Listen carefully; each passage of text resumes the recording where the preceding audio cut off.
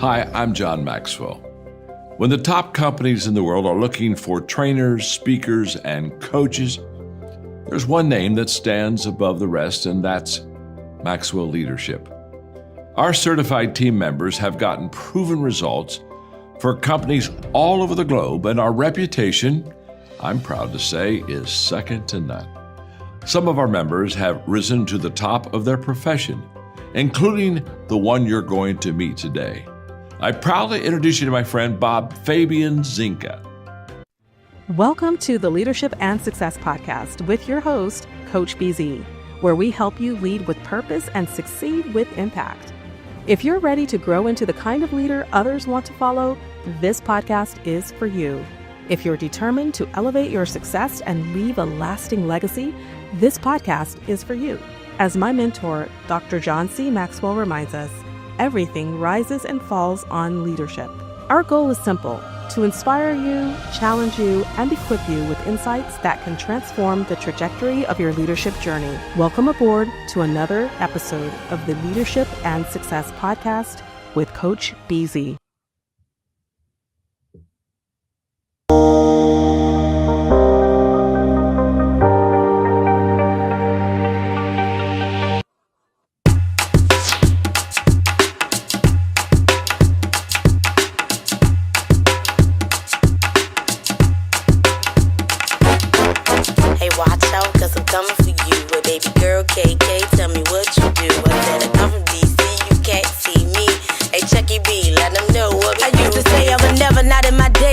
Change my ways, too good at getting away with all them games I played. Smooth walker, slick talker, anything I did. Get out of a jam quicker than MacGyver, you did.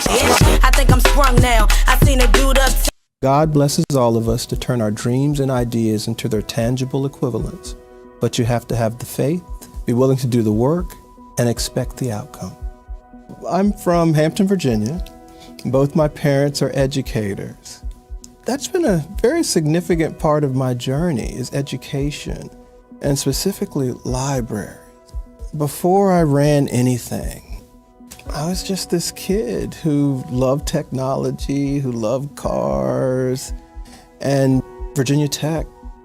And I ended up in the E158.5 section of the Dewey Decimal System. That section, the 185.5, happens to be the section on Black people. So I was there and I started reading these books about Lewis Latimer and Granville T. Woods and Elijah McCoy, and a light went off.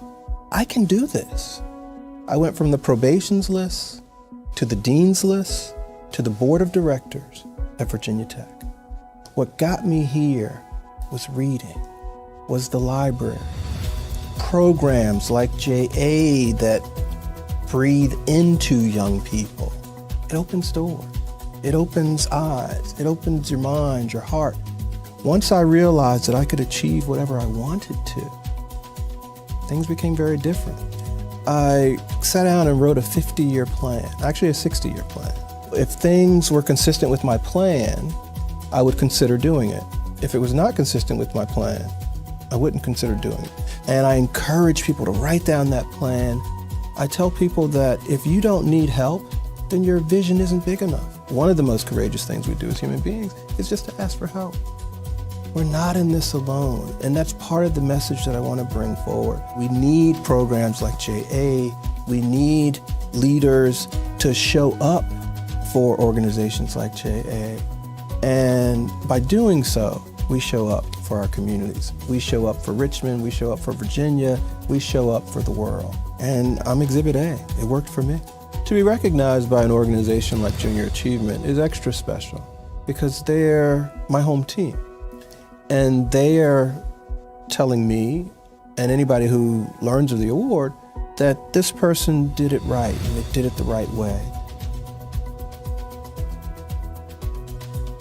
Hi, my name is BK Fulton, author of The Blueprint Part 2. It's my latest book. It's 52 essays on successful people, from the founder of Netflix to the producer of March of the Penguins to famous actors like Jeffrey Wright. We wrote this book to give you the blueprint for how these people did what they do. And when you read their stories, not from a fanboy perspective, but from how they got from A to Z, you will have a blueprint for how you can be the best version of you. Check out the blueprint on Amazon, available now.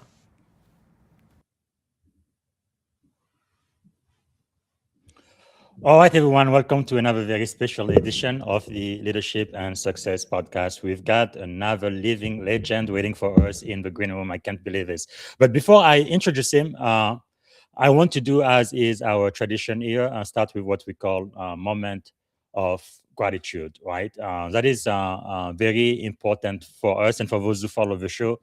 You know that the reason why we do this is partly because in the military, service members and veterans in this country, they commit suicide every single day, about 21, 22 veteran and service member. And we believe it's not possible to be both grateful and suicidal at the very same time. So if you would just take a moment, you know the drill by now, maybe close your eyes, put yourself in your happy place and take a deep breath and slow down your nervous system and think about one thing that you are grateful for right now.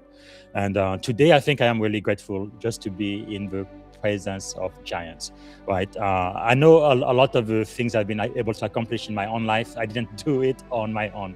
I really stood on the shoulders of giants, of those who have gone before me. And we have such a great man today who's willing to really share his knowledge and tell us how in the world he was able to have such an amazing, successful life. And I hope it's going to inspire you today. And my hope as well is part of the reason why I do this. It started about 5 years ago. Okay, I have now achieved my American dream. Now what? And I think all of us need to move right from success to significance. When it's not just about me, myself, and I, but it becomes about the person next to you. How can you help them achieve their dreams? That's what I hope will eventually happen. So without any further ado, let me see if I can properly introduce our guest. I think it could take us probably hours or days to do that, but let me try to be brief. So my guest, BK Fulton, is the definition of a modern Renaissance man. After an extraordinary career as a Verizon executive and attorney, and I think I invited all of the people I knew who work for Verizon. Say hi in the chat, please. And also let us know where you are coming from, what city, what state, and if outside of the country, since this is a global show now, which country as well. And let us know what you are grateful for. And of course, if you have a question for BK, type it in the comments. We're going to be answering live. So back to BK. He really boldly reinvented himself to pursue the work he believes he was made to do. Wow. Today, he is a Tony Award-winning Broadway producer, filmmaker, best-selling author, entrepreneur, technology innovator, and founder of Soulidifly Productions, using the power of storytelling to educate, to inspire, and create lasting impact across generations. His remarkable body of work includes award-winning Broadway production, feature film, children's book, leadership books, and groundbreaking initiatives that bridge business, technology, education, and the arts. Through every chapter of his journey, BK has demonstrated that true success isn't measured by titles, it is measured by purpose, reinvention, and the lives we help transform. Part of what you're going to be learning today is how to courageously reinvent yourself after achieving career success, but also practical advice for executive, entrepreneur, military leaders, and anyone preparing their on next chapter. So without any further ado, please help me welcome to the Leadership and Success Podcast, the one and only BK Fulton. Good morning, sir. What a great Hey, Coach BZ. How you doing, brother? Talking to you, sir. Wow. I can't believe I'm talking to you right there on my screen. Wow. Okay. Just to get started, sir, what is one thing that you are grateful for today? All right. I hope I don't have to limit it to one. There are at least two. Yes. One is that I woke up this morning. I woke up on the right side of the dirt in my right mind. I recognize myself in the mirror, who I think I'm supposed to be. So I thank God every day for that. And then the second thing I'm grateful for is my bride. Jackie Stone is my rock. She centers me. She inspires me. And I'm a better man because of her. Wow. And how long have you been married, sir? 12 years. And Wow. together for about 14. What is the secret to your marriage success? I didn't plan to ask this, but I must. We communicate, we support each other, we laugh together. Wow. She's my best friend. She's my proof of God.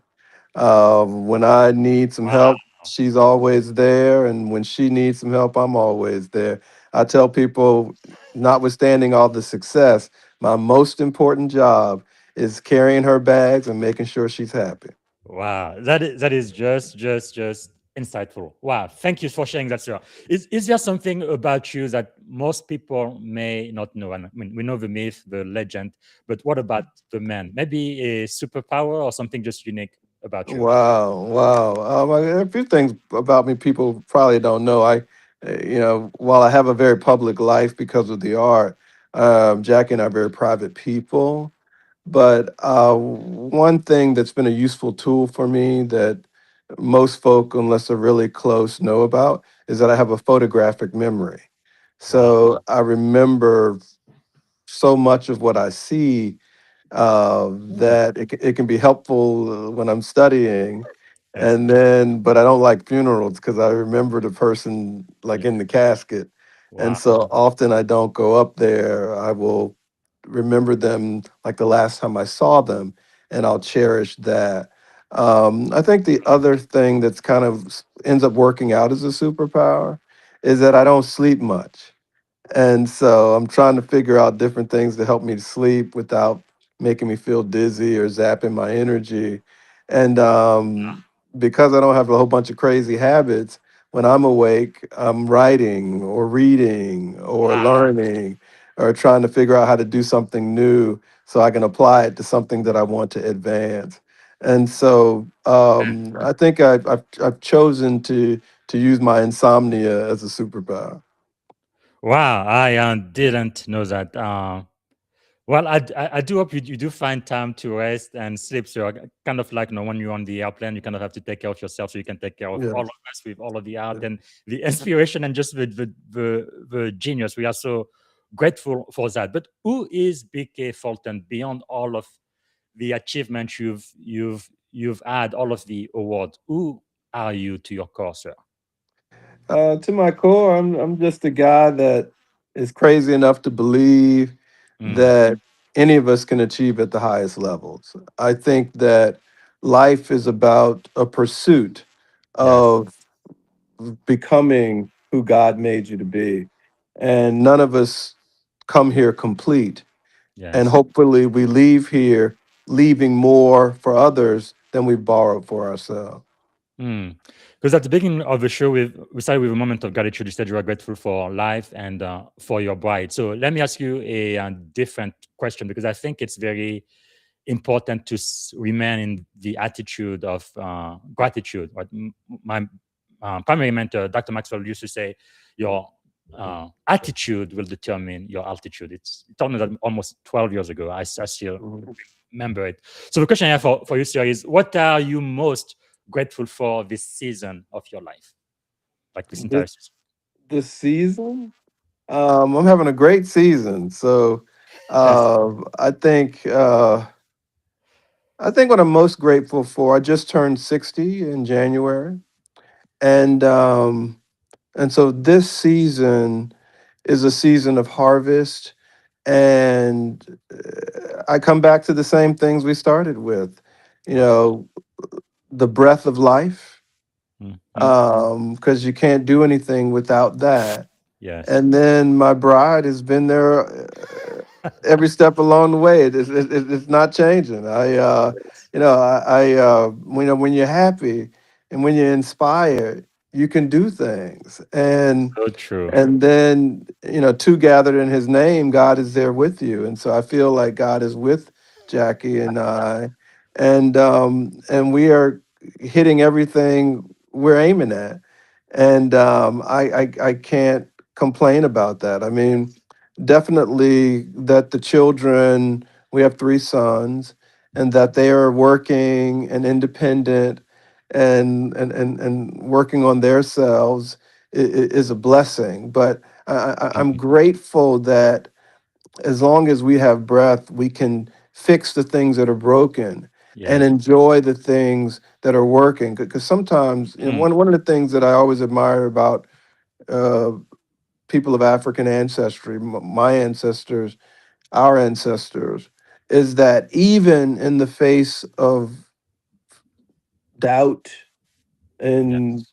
the face of fear, uncertainty, they still found time for joy. Mm. And so we're in a meeting now, and my wife worked all day yesterday. I did some work, and we still found time to go out and enjoy a play, a show last night in this little town we're in. It's at at the Shakespeare Theater, and it was quite wonderful. So that there's still a little whimsy Mm-hmm. inside us both, even in our 60s, where Wow. we choose joy, we choose each other. We Yeah. choose not to let things that disappoint us, and there's a Mm. lot today that can disappoint us, but we choose not to make that the epicenter of our experience. Instead, we Wow. choose to make love the epicenter of our experience. Yes. And then you kind of reap what you sow. So we give it out and it comes back to us. It's a beautiful Wow. thing. What a jam. Thank you so much for sharing that. Now, with somebody accomplished as yourself, with all of the awards and all of the achievement that you've already contributed, it's almost like, enough for like 1,000 lifetime, in my opinion. But which one of your title of your achievement awards means the most to you? And Oh, wow. Husband, dad, father, um, that people read the work. I just wrote something for the 4th of July, and people are crying and they're telling me I said what they wanted to say. It's an exploration of the word we in the Constitution. mm, And that pronoun is both the hope and the challenge of our American experiment. yes, Every generation has to find the humility and the courage to expand who's included in the we a little more. And sometimes uh, leaders or so-called leaders decide that America, the American experiment, isn't big enough for all of the people within its borders. mm, And that's nonsense. Uh, we is an idea about humanity, and yes, humanity can expand, and that's the beauty of ideas. And the same place that mm, once said our ancestors were chattel, then acknowledge a yes, descendant of Africa as the first Black president of the United States. yes, Not once, but twice. And so, this gives me hope that, my parents were not citizens all of their lives. mm, I was a citizen all of my life. And I am excited yes, about the opportunity for other citizens to exercise their right to vote to change the mm, things that we do not like, that we do not approve of. And that is our systems. There's ebb and flows, there's good yes. days and bad. And hopefully with our help and with our work and with our art, we can have more good days than bad days. So true. And I know MLK and President Obama have used that a lot too, is about the arc of the universe, right? Bending Mhm, toward justice. And mhm. that's definitely the hope. No, thank God we are in 2026, not where we used to be, although I think some people are trying to take us back there, but we are moving forward, always moving forward. Wow. Now, one thing you have said a lot is you've spent the first 50 years of your life doing what you were trained to do. And now you are doing what you were made to do. What a statement. What happened inside you that gave you the courage to live an extraordinary executive career and reinvent yourself? Reading. Wow. Reading become leaders. Before I became a person that some people say is worth listening to or that inspires, I was just a kid flunking out of college. There was too many beautiful women. It was too much basketball to play. It was cold on the drill field where I went to college, and I don't like the cold. So I might have missed a class or two. And I went to the library to plan my escape from Virginia Tech, Hmm. and I happened upon a book about Lewis Latimer. Now, how do you happen upon a book that changes your life in a library that's Mm. 5 stories tall and 2 million volumes. I think it was Wow. divine intervention. And I picked up this book. I didn't know that black folk had something to do with lights, you know. Yes. And the commercial light bulb was essentially invented by Lewis Latimer. He helped Edison to improve the light bulb till we get the commercial one we have today. Mm-hmm. And so I read this book, and brother, I went from the probations list to the dean's list to the board of directors of the college, where they're Wow. flying me in a jet to help to govern the school. And so That's once I amazing. had that experience, I said, how can I create that for others Wow. and give them that spark moment, that life changing experience that helps them to know that they can be everything God Mm. made them to be? And so Amazing. then the writing happened. Then I got the notion that people weren't reading as much. So I said, well, what are they doing? And they're on Facebook and Instagram and Mm. LinkedIn and all this social media. They're watching movies. So I was like, well, let me make some movies. So I Yeah. recruited some brothers and we figured out how to do that. Then got messed around and got into Broadway and did a little TV. And so at this stage, we try Amazing. to identify ways to impact the culture and then go to work. Now, I must ask you, what was that book that you read that changed everything? You know, I wish I knew the name of it. It could have been a book called Men of Mark because there were several stories in Got the it. book. Eminent, And, Progressive, and Rising by Richmond. yeah, and the one I turned to, the one I picked up, it turned to the page about Lewis Latimer, but it had other men in it. I only read the Lewis Latimer thing. That book would come back to me later. Wow. So Men of Mark was published in 1887 by Reverend Dr. William Simmons. At Yes. the time, he was the president of Kentucky State, and he wrote in the preamble, I noticed over the years that most of my students are woefully unaware of the accomplishments of men and women of our stripes. Mm-hmm. If I could show them that these men and women could be successful no more than 25 years out of bondage, they Wow. would know that they could be successful too. And so he died before he wrote the book on women. But I didn't Wow. really get serious about this book until I was in my 50s. That's amazing. And so, but I had assigned myself to be a student of Black history because it was the medicine I needed. And not that stories about other people can't be inspiring. I Mm-hmm. mean, we've all been moved by the movie The Odyssey, the latest one by Christopher Nolan. Yeah. It's mopping up at the box office and in IMAX, and that's all well and good.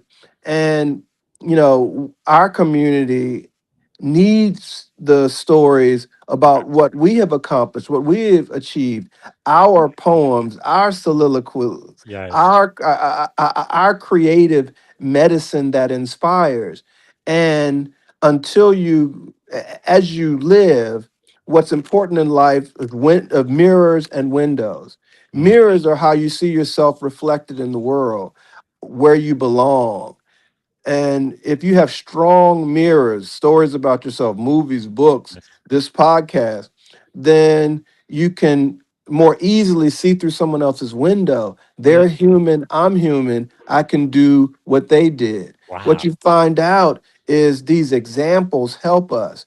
And as a young Black man who was in engineering school in college, I didn't know what Mm. I needed to know going into that environment early on. And so I was having a bad experience. Then through books like that one and others, I said, oh my God, I can be successful here Yes. and turn my life around. And now I want to do that for others. And that's how the production company got started. That is just amazing. A book could definitely change your life. And just for those who may not know, last year, I think it was May, we started to have a digital bookshelf for this podcast. We started with 4 books. Today, we have more than 600 books, Wow. books recommended by people just like you. Well, if you read a book, it could definitely change your life. But many people who may be listening right now. I know. I guess Jeff Bezos is a great example. He was doing very well in Wall Street. He decided to start this silly company called Amazon, and now he's probably the second richest person in the world. But there are some other executives right now. They have big dreams. They dream about a second act, but they never pursue it though. And I think I believe you know him.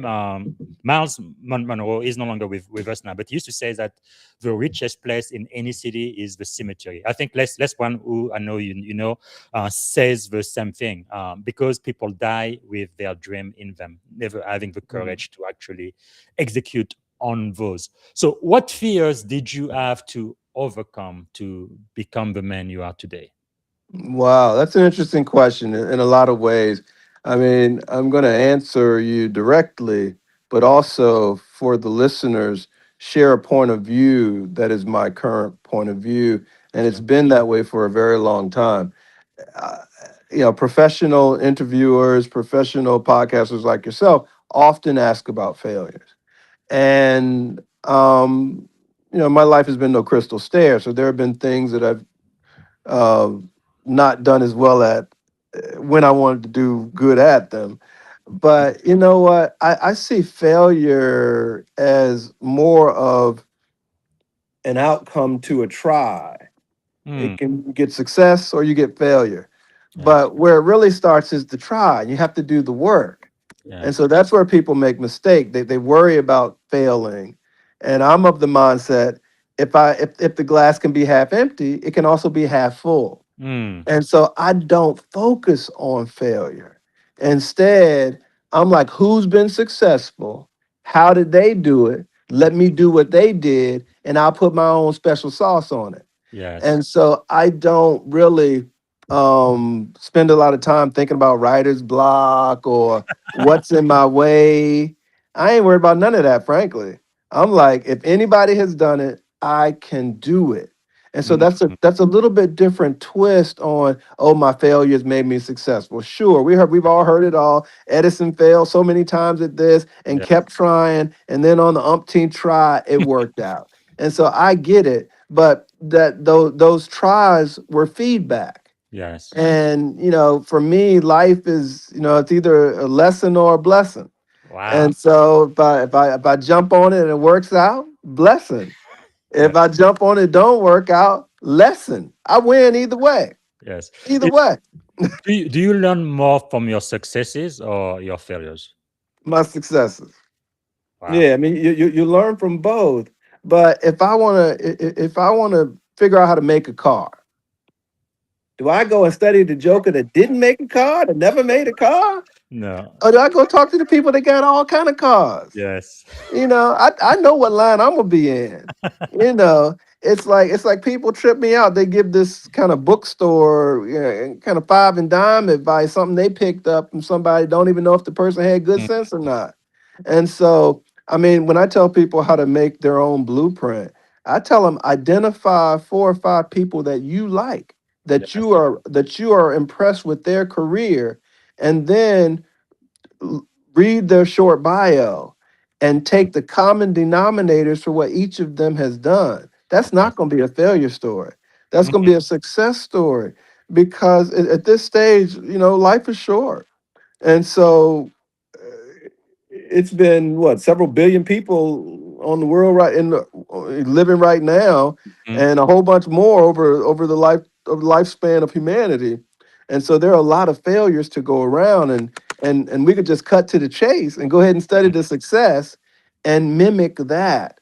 And then as you get older, wiser, you add your own scaffolding to the blueprint you've set out for yourself. And before you know it, you're having success. A well-lived life can be created, Mm, and I love that. and so that's what I do. I mean, a lot of people see the successes across domains: business, art, Yes.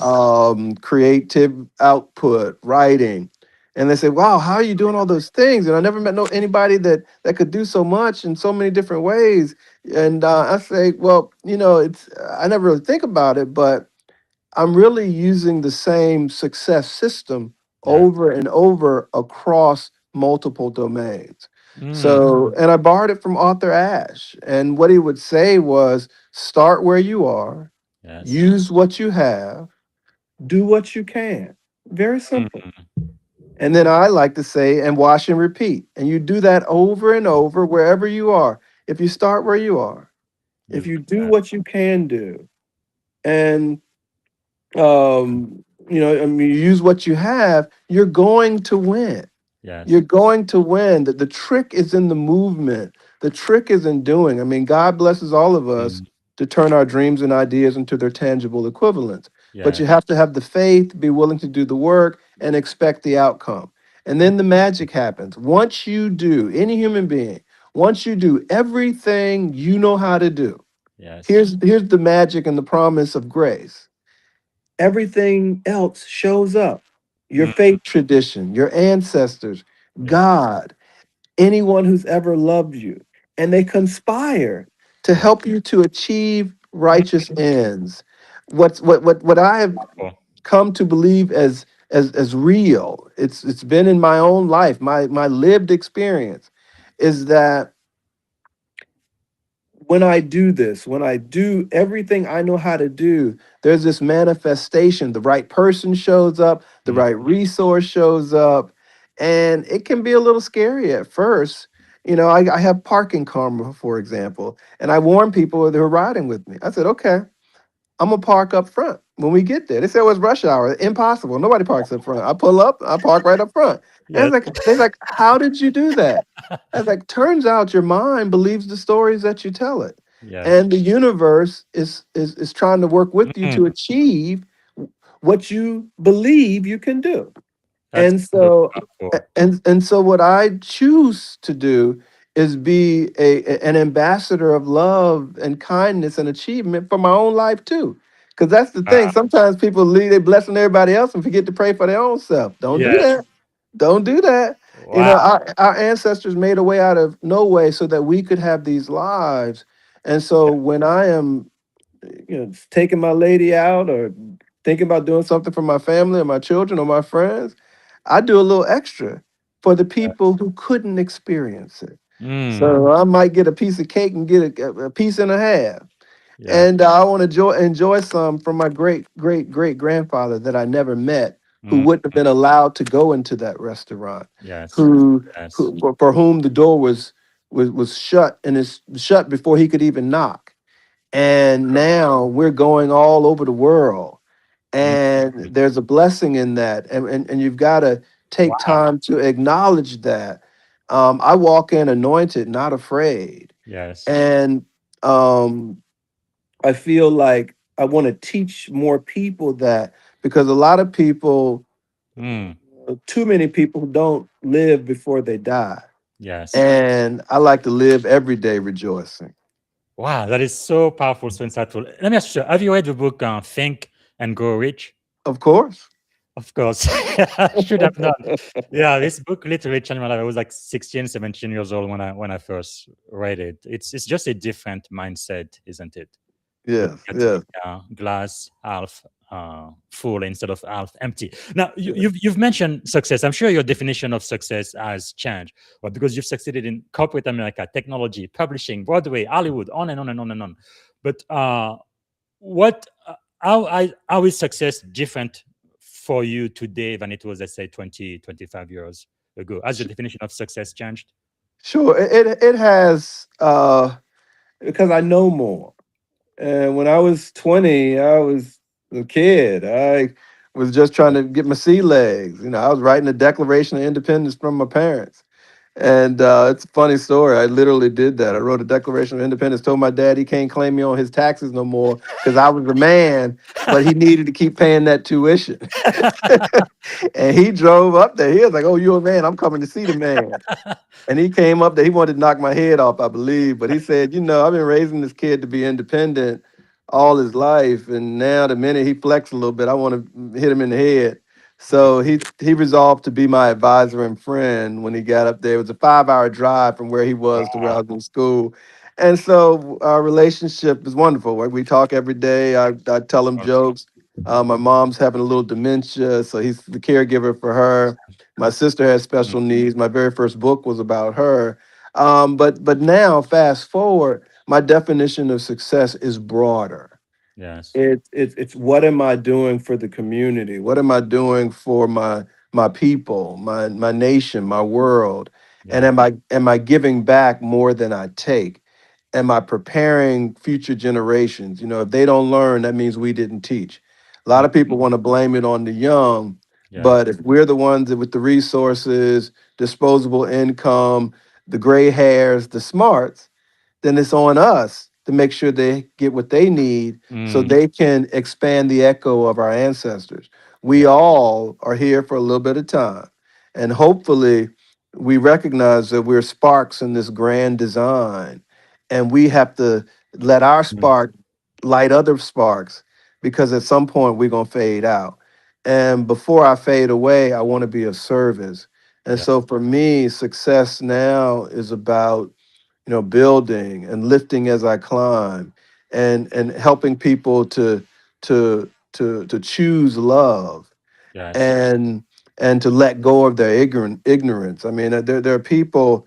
I think generally most human beings are good, but there are people who choose some really bad things or choose some bad leaders, Yes. thinking that they're doing the right thing.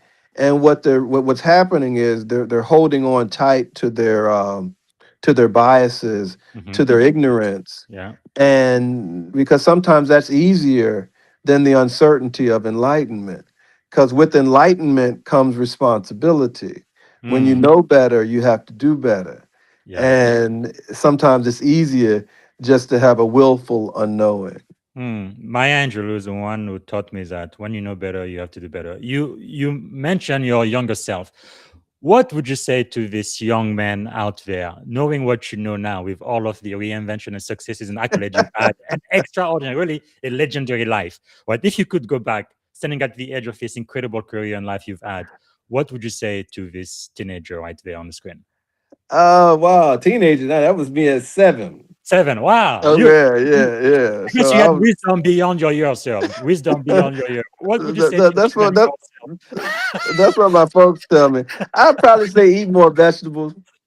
Yes. Wow. I That I'd is probably say amazing. eat more vegetables. I mean, I have a Did good you life. have any idea, though, growing up like that, who you would become in the future and the impact you would have on this world?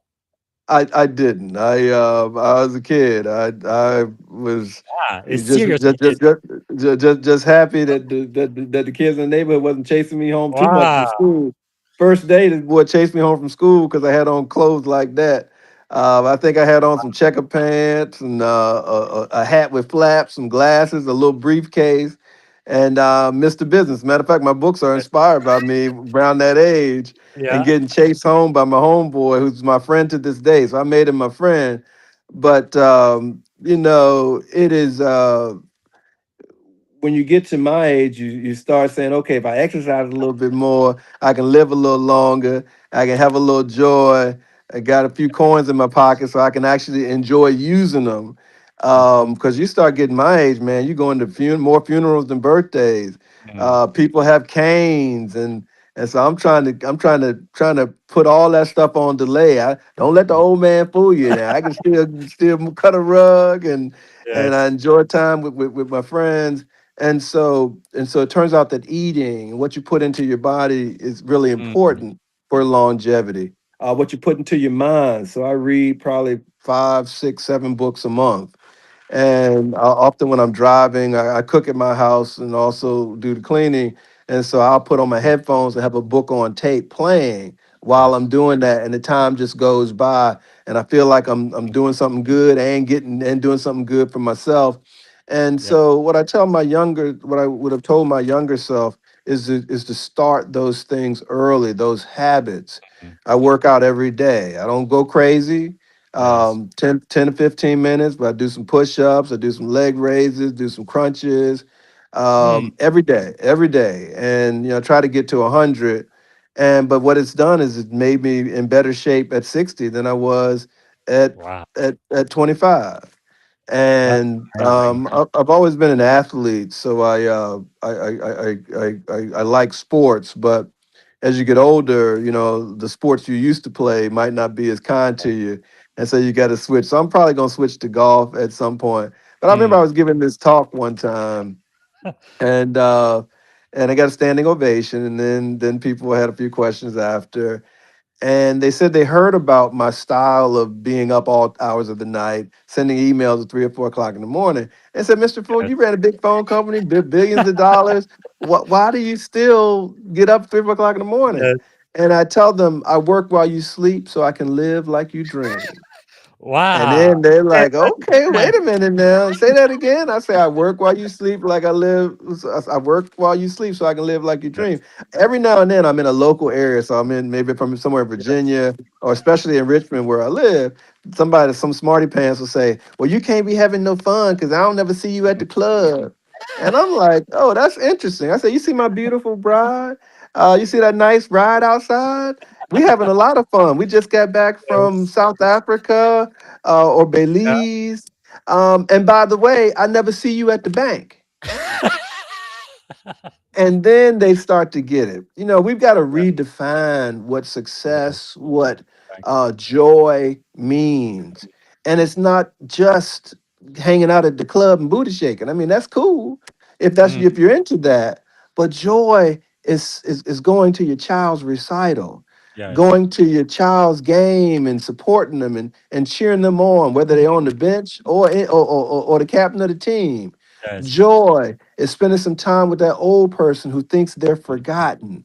My dad lights up. He's 80 some years old. Both my mom and my dad, they light up when I come by. And Wow. sometimes they're surprised. Sometimes I don't even tell them. And I just show up. My dad he laughs at every joke I tell him. Some of them some bad jokes too. And but it is the company. It is the recognition that he's still alive. Mm. Sometimes we forget to appreciate the simple things, the things that people do with us to help us go on a little bit longer. And so Mm. I'm in a season now where we're having one of the best years of my life, and I'm taking time to smell the roses and to Yes. present the roses to people that deserve it. Wow, that is just amazing.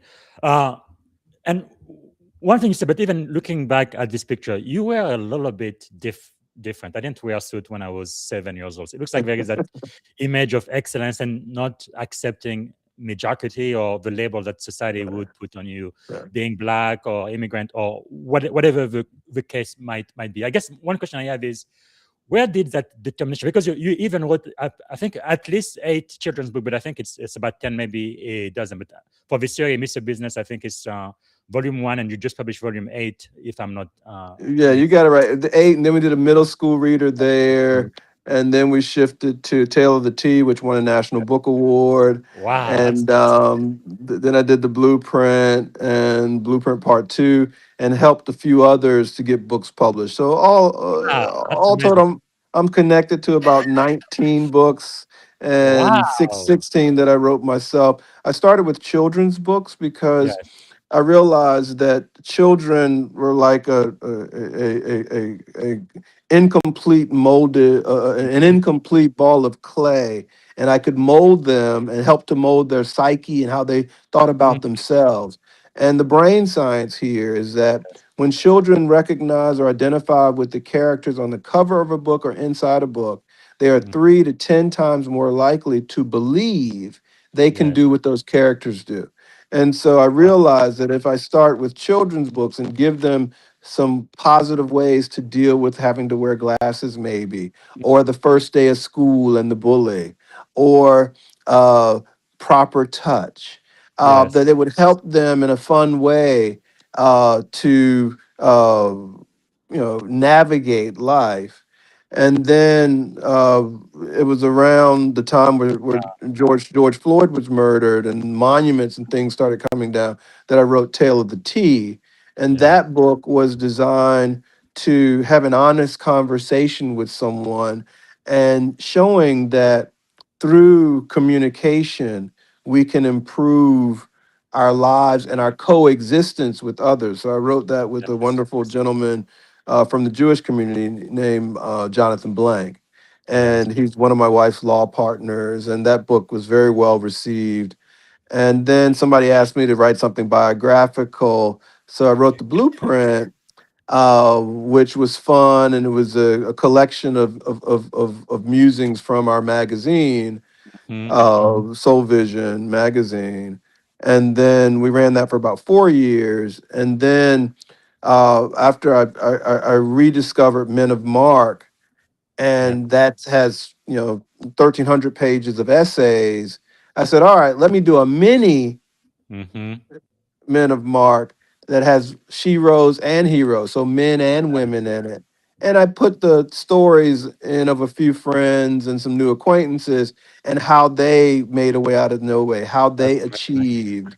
And so it's people from all walks of life. It's all kinds of I ethnicities and love it. genders and orientations. But for the most part, the stories are amazing. And Mm. if someone reads those stories, what I hope is they'll get inspiration for their life.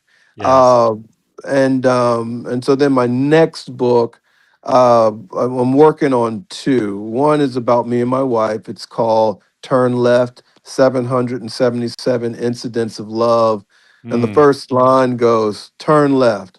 It was the second time I heard the voice of God and the first time I listened, and my life has never been the same. So that's Wow. how that one starts. And then I'm writing a book called Musings, and I haven't thought about what the subtitle will be, but right now, Musings is the working title. And it'll be a collection of essays and speeches and Wow. things that I've done over the years, commencement addresses.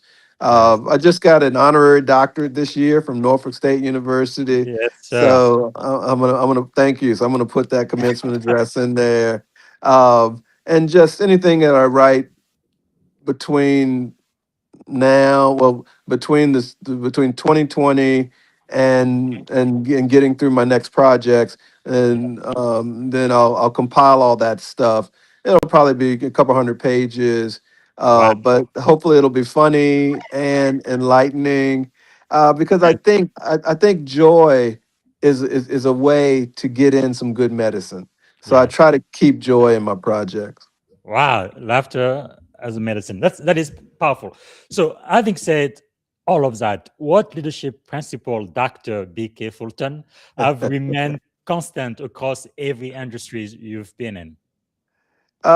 Being authentic. I'm always that guy that's on that's a problem solver.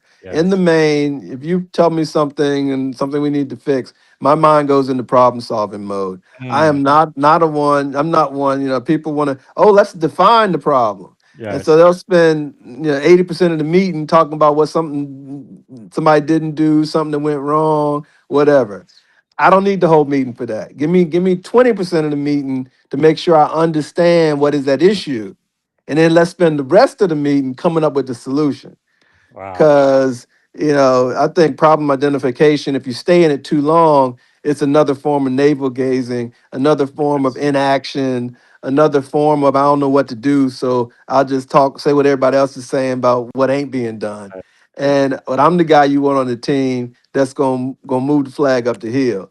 Now you might not always like my methods, but if you have an alternative, bring it. But what you Mm. find is people are quick to critique and slow to create. And what I want to do is be a catalyst for cultural engineers.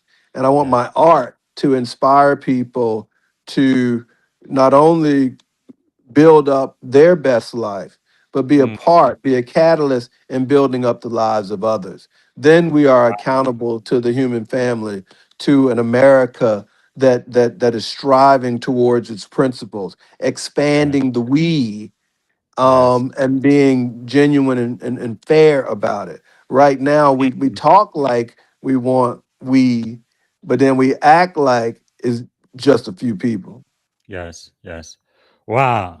I think what you just said made me think of it was President Roosevelt right speech about the man in the arena, sort of being a spectator, but being there, doing it even when you make mistake, getting back up and just keep going. That's fabulous. Okay, I know we only have about 15 minutes left, or actually less than that. I do want to talk about your book, but let's talk about storytelling, because it looks like in everything you do, you are always telling a story. And one of your saying is, art punches above its weight. What do you mean by that, Dr. Fulton? What that means is that with art, we can say some things that are harder in conversation Yes. or harder in uh, in the office, harder at the family table. Mm, Art on a screen or a painting or a great sculpture, you can't fuss with it. It don't talk. It ain't gonna listen to you.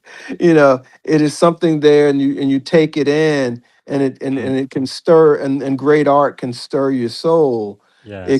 It can make you. It makes you think, and we are designed to be thinking creatures, Yes. and so that idea of art punching above its weight is critically important. So when times are tough, it's when artists are really especially Yes. needed. And my mentor Nikki Giovanni taught me that. She was a professor of mine of poetry, and she wrote the cover quote on the back of my first book about my little sister.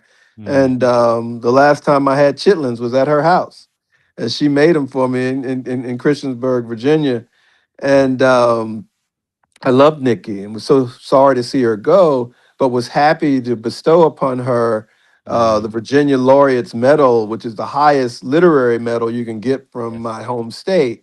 And I Wow. put that around her neck and was there with her when she got it, and just a little bit before she passed. And so one of the privileges of my life to have a Mm, person like that in my life, and I try to be a person like that for others. I mean, there are many people yes. who got their careers jump started or restarted or launched because of one of our productions. Wow. And I will Amazing. always cherish that.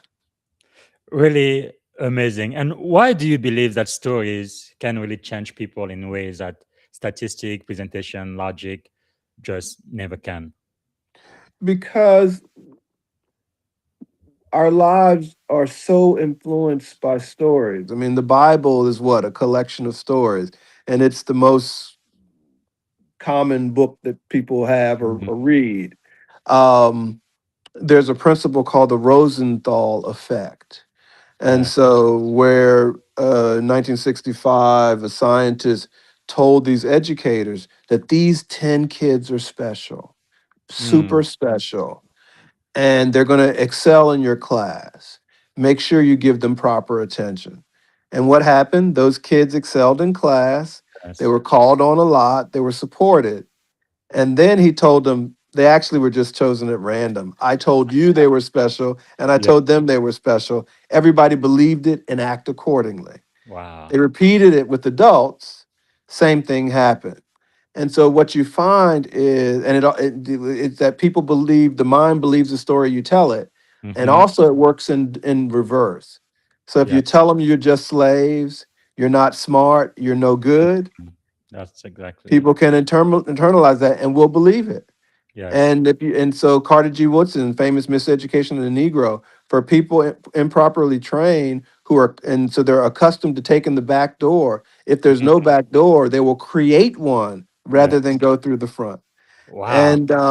And so applying that science, I realize that if they can, if they believe they are fooled, then let me tell them the truth that they're Yes. actually descendants of genius, Mm. and their ancestors have always been geniuses, have always been creators, have Yes. always been excellence, have been the definition of excellence. Yes.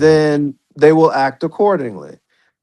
But it's easier to do that with art and stories Yes. than it is with just simple words. You know, we tell people all the time, you can be anything you want to be. Mm. And that's an interesting platitude, but it is insufficient as as a blueprint or counseling or coaching. It's not a sufficient intervention. But Yes. if I tell you you can be anything and then show you the way, take this step, take this step, take Mm. this step, wash and repeat, Yeah. then they internalize the formula. And when they become successful, they reach back and say, oh my God, I'll give you a quick example. There was a young man. He had a business. He had a closing company where they did the final paperwork on mortgage Yes. deals. And my wife and I were buying a property. This young brother comes in there with one of them wild haircuts, had a lumberjack shirt on, no jacket. And so we just sitting there. And then at some point, 5, 6 minutes go by. I say, are we waiting for anybody? He's like, oh no, I didn't know if you were ready or not. I was like, well, okay. And we're the only three black people in the place. And I said, are you open to some coaching? He's like, I think I know what you're gonna say, but yeah, lay it on me. I was like, well, the reason I asked you that question is because you didn't look like what I expected to be handling this scale of business. And I'm on your side. Yes. But what you presented to me looked like something else, like you were an assistant and we were Mhm. waiting for the boss. And he said, no, I dress like this for the girls. And then I looked at my wife and she's looking all good. And I'm like, if you get your money right, you ain't gonna have no problem with the girls. But consider what I'm saying. He Yeah. said, thank you. We finished the paperwork. And then about 6 months later, we get this email. And he said, Mr. Fulton, as you can tell by the picture, I followed your advice and my business has exploded 3 times. Ah, amazing. The picture had him with a haircut, looking sharp and clean, a white shirt, and a blue blazer. He said, this is now how I go to my meetings and I get more business. And so, so sometimes our folk just need a little polish, need a little coaching. He was the same guy, Yes. but he was given an insight that no one had ever shared with him before. Mhm. And he Powerful. took that insight and turned it into an empire. And so Powerful. he'll be retired, the next few years. That's amazing. And I told him the only thing you owe me is to pay it forward. Because you're gonna run into a brother or a sister or somebody from another community that Mhm. needs your help and needs you to tell them what I told Mhm. you So and tell them powerful. your version of it. Yeah. But we all have to appreciate that if our kids don't learn, it's because we didn't teach. So powerful. That's why I think it's so important. But we won't have time to talk about this on this podcast. But the kids' books that you are writing, getting them at that young age and having them to dream, to just think of possibilities and having stories where they can relate, that is so, so powerful. So we won't have time to go through the first book, The Blueprint. We only have about 10 minutes left. But I do need to talk about your latest book, The Blueprint Part 2. Actually, before I do, we do have one question from the audience. Daniel, I believe, sent a question, let's say, from YouTube. He says, what is one practical way to begin mastering the art of behavior excellence for a new leader? Go ahead. Sure. What I tell everybody, great question. What I tell everybody is to identify 3 or 4 people that you respect. So in this case, I'd identify 3 or 4 leaders that you Mhm. respect. Read the short version of their bio. I'm not giving you a 5-hour Yes. homework assignment. Go to Wikipedia, read the Yes. 5-hour version of their bio, isolate the common denominators of their success, the Mm, common things that they did, then you do those things. You yeah. go to work. If you're already finished your schooling and you're looking to uh, level up in your current career, then it's the practical things of Yes. identify someone who's doing that job and start to spend time with them. Mm, Uh, if you're in the creative community, surround yourself, start going to the festivals, join the affinity groups that are yeah. for producers. Find yourself in the company of the people who are experts at the craft that you're interested in. And before Mm, you know it, you become a part of that community and become the expert like others in that community. But it's wow. really about engaging, whether you're writing a 60-year plan as I did at 20 years old, or whether you're signing up and going to the affinity groups, engaging.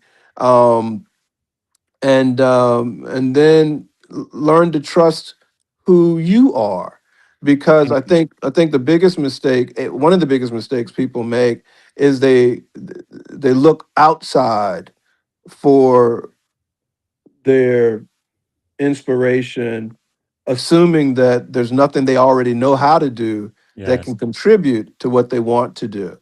And what I find is the opposite. Usually, most of the stuff you need is in you.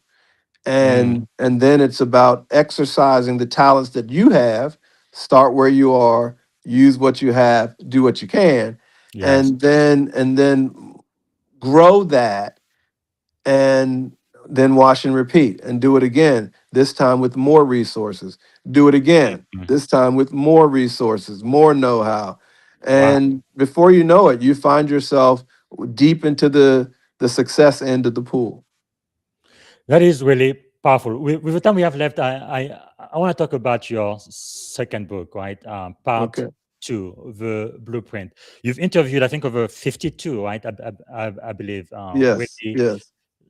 luminaries, and you wrote about them. I guess one question I have is, what surprised you the most after interviewing and writing about such excellent and really, Sure. really people? Almost to a person, they when I asked them uh, what was their greatest accomplishment, almost everyone said they're not finished yet, so they don't know. Wow. Good. That there's still a work in progress. Think about that. All those successful people. I mean, the co-founder of Netflix, Mm, Mark said, "BK, I'm hitting higher gears, brother." You wow. know, the former CEO of the Urban League, still writing, still Okay. thinking. Jeffrey Wright, still learning, Yes. still trying to share, still perfecting his craft. One of the best Amazing. artists the world has ever produced, but still going. And so what you find is that as long as you have breath, you're not done. That is really amazing because in the book, Think and Grow Rich, just exactly what Napoleon Hill did. Andrew Carnegie was his biggest mentor, but he introduced him to all of the movers and shakers of his time. And that's what you read in The Men of Mark. And that's exactly what you are doing with the Blueprint Part 2. And based on what you just said, sir, why do you think so many of these leaders believe that their best is still yet to come when they have accomplished so much? Why is lifelong growth such an important mindset? Because one of the things that you learn as you get older and wiser is you learn how much you really don't know. Hmm. When you're younger and let me learn calculus, let me learn geometry, let me learn economics. And you Yes. think after you pass the class, you're done. Yeah. In I life, think you're never that done. used to be true. Yeah, But exactly. In life, you're never done. In yes. life, there's always more to know. And in fact, so think about this. Over the eons of medical practice, we come up with these things that work generally for everybody. Yes. But turns out the best medicines are often the medicines that are designed for your specific DNA. Yes. And then it starts to make sense. Well, yeah, because if I'm taking a medicine Mm. that's just generic, then it gets most of my symptoms in this category as it works for Mhm. everybody else. But if Yes. I'm taking a medicine that's tailor crafted for my particular issue, Yes. the efficacy or Mm. effectiveness is going to be higher. So Same powerful. way, same thing with books. So the reason that Lewis Latimer book hit me the way it did, because Yes. he looked like me and I Hmm. could relate to him. And so all the excuses that I was taught, brown people don't do this, black Yeah. people don't do that. Yes. These guys shattered that because it's the Wow. words and the pictures. So I can That see is that they look powerful. like me. And Yes. so that's a medicine that's calibrated for me. Now that I So got that medicine, powerful. here's the beauty of it. I can interact with anybody and anybody can learn from that excellence. I needed it because my psyche was polluted Yes. with these theories that were designed to suppress my genius, to Mm. suppress my curiosity, to suppress my belief in myself. So That I needed the medicine that would unleash that. But wow. when I unleash it, the beauty is everybody gets the benefit of the love. The civil rights movement was Powerful. largely pushed by a subset of America, African Americans, which with some whites, a lot of Jewish folk. I mean, over half the Freedom Riders were Jewish. A lot of people don't know that. But so there were certain groups who were oppressed or who knew oppression, Hmm. who worked to get civil rights for everybody. Yes. Yes. And so just because I get some medicine from me doesn't mean it's not going to benefit all of society or the world. Yes. And we get inspiration from things, the Odyssey, Mm, great shows like this that try to share some truth and share some joy, share some enlightenment, and anyone can benefit mm. from it. And So so powerful. it's really important to not forget that Mm. at most things in our journey, we are the centerpiece. We are at the epicenter. That is so powerful. Representation does matter. It matters greatly. Like for me, I would have never been a commander in the U.S. Navy for two main group of people. One, the Golden 13, the first 13 black officers, which only happened in 1944, March 1944. My father was 1 year old, so it's not ancient history. It's very, very, very Yeah. recent. Yeah. And then on top of that, when I became an officer family, General Colin Powell, seeing him, a black man, becoming 4-star general, chairman of the Joint Chief of Staff. Every time I wanted to quit, I looked at his book, I read My American Journey. I'm like, there is no way I'm going to quit today. Maybe tomorrow, but not Not today. And today. Not today. eventually, I had the chance of being mentored by him and meeting him face to face. But even from a distance, a man like that really made all the difference. I don't know how many other black officers he has impacted for us. It's life, but yes, representation matters. It matters greatly. So we do need to end the show, but I must ask you about the book. If someone finishes reading the Blueprint Part 2, which I ended up finishing late last night, what is one transformation that you really hope takes place in their thinking? I hope that people believe that they are enough, that Yes. they can do all things with righteous work if they pull in help that is aligned with their view, and that they can be a resource for others. Because Yes. that's the other thing. None of us come here to stay, and we all can serve. And so, serving, that expanded definition of success, is something that I hope people walk away with. I often, in my speeches with this, my prayer for the audience is that they love themselves enough to Mm. give their dreams a chance. Wow. That's so powerful. All right, we do need to end the show. Before I ask you the last question, I want to ask if you were to imagine that we are sitting here again exactly 20 years from today, people are celebrating the incredible legacy you've left behind, movies, your Broadways, your books, and everything else. What do you hope they say about the way you loved people, developed leaders, and changed the world? Wow, that's a deep question. I hope they say this was a brother who didn't know when he started Hmm. that he could end on top of the world. Wow. Amazing, amazing, amazing. Okay, we do have to leave it there. I'm running out of time, not of content. So, what can we do, sir, to add value back to you? Thanks so much for giving us an hour of your time. We really do appreciate that. What can we do to add value back to you? I appreciate it. You can check out my Instagram, BK Fulton. Check out my LinkedIn, BK Fulton. You can go online and buy the books. Everything's on Amazon. The films are anywhere you download streaming or purchase films. Support the work that's coming out. We've got the sequel to the March of the Penguins coming out next year. We've Wow. got W.E.B. Du Bois, Rebel with the Cause, that's already out, and it's an eye opener. People have given it really great reviews. So support the work generally. And you can find me at www.bkfulton.com, and it'll link you to all the projects and all that I'm doing. That is amazing. Well, thank you so much, sir, for your time. Really, really do appreciate that. Um, I think we are going to have to leave it here. I do respect your time and really sharing your expertise, your knowledge, and your wisdom with us. I am so grateful. I guess the last question I'm going to ask: what is one word, sir, that describe in one word or one thought your time, your experience on this podcast today? Fun. Fun. Yes, yes, and I am so grateful. Thank you again. Really appreciate that. You Well, too, brother. everybody, this is the legendary Dr. BK Fulton. I can't believe we just added the time to speak with him, and I think really what he's talking about today could literally change your life. It is just amazing. So I am so grateful for that.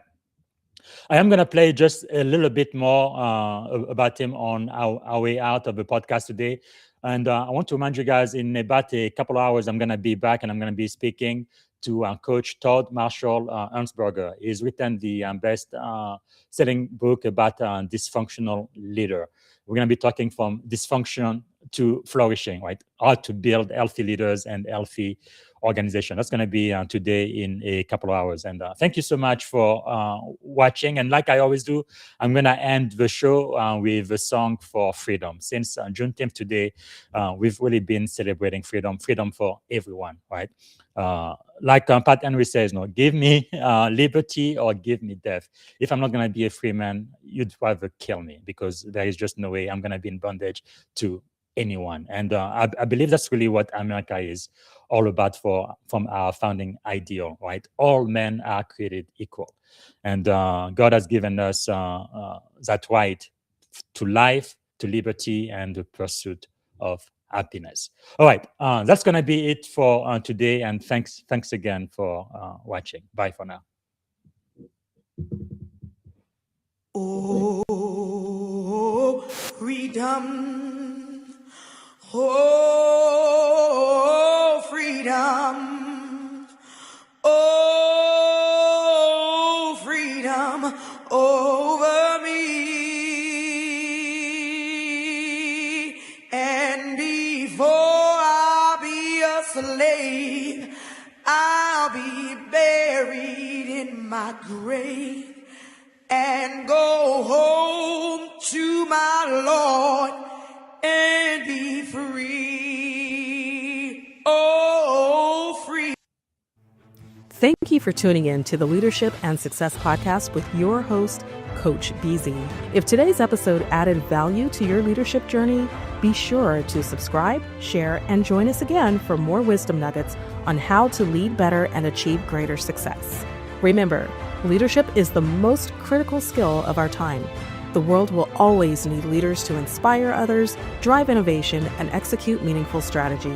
So why not count yourself among the bold leaders shaping the 21st century? Until next time, stay inspired, stay committed, and keep leading with excellence.